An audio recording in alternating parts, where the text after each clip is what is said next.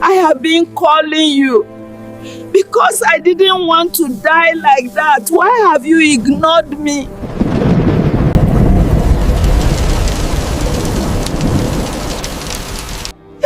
Mama, I am sorry. I should have answered. Mama, please. That night, her phone rang again.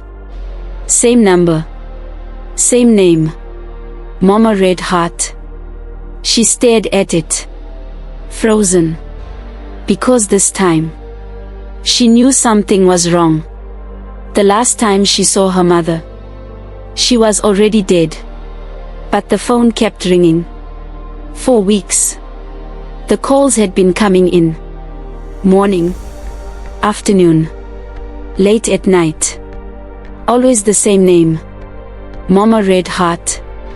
And every single time, she ignored it. Her name was Tola. Young. Ambitious. Focused. Living in the city. Chasing a life she believed she deserved. Deadlines. Meetings. Friends. Noise. Always noise. Back home, things were quiet. Too quiet. Her mother lived alone in a small house. Simple life. Simple needs. But one thing she had plenty of was time. Time to wait. Time to hope. Time to call. The first call came on a Monday morning. Tola glanced at her phone. Mama Red Heart. She sighed. I'll call her back later. She didn't. Another call came that evening. She was out with friends. Laughing. Distracted. She muted it. Then again. And again. And again. Each time, the same excuse. I'm busy. I'll call tomorrow. It's not urgent.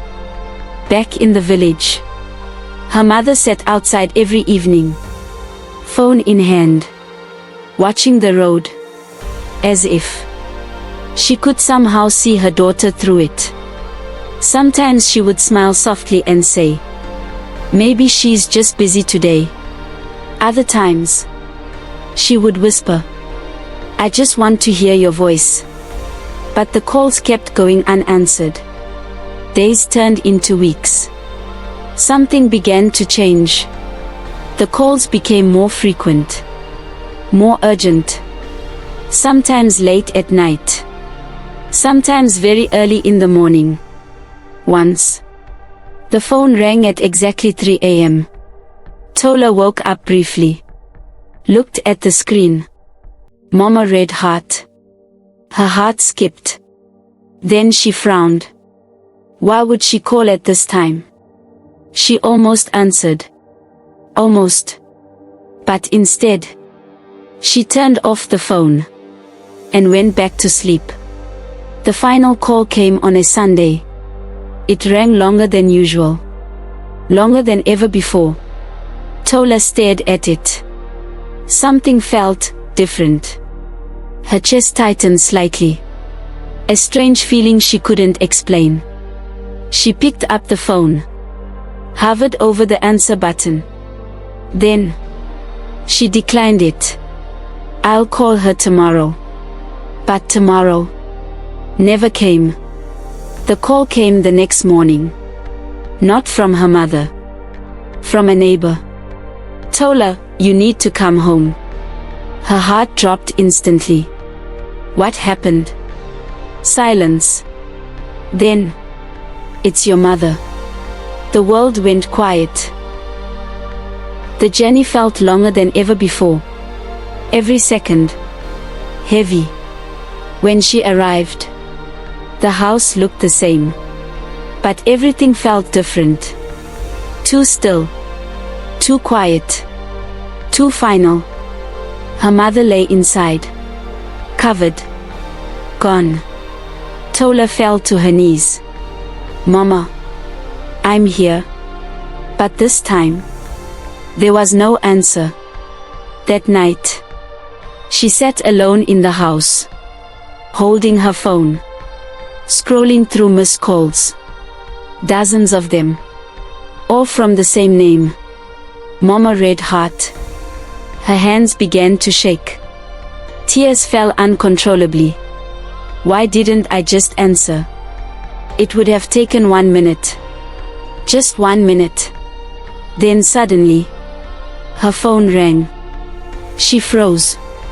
Slowly, she looked down. Her heart stopped. Mama Red Heart. The phone slipped slightly from her hand. That wasn't possible. She stared at the door, then back at the phone. It kept ringing. This time, she didn't hesitate. With trembling hands, she answered. Hello. Silence. Then, a voice. Soft. Weak. Familiar. Tola. Her body went cold. Mama. The voice cracked.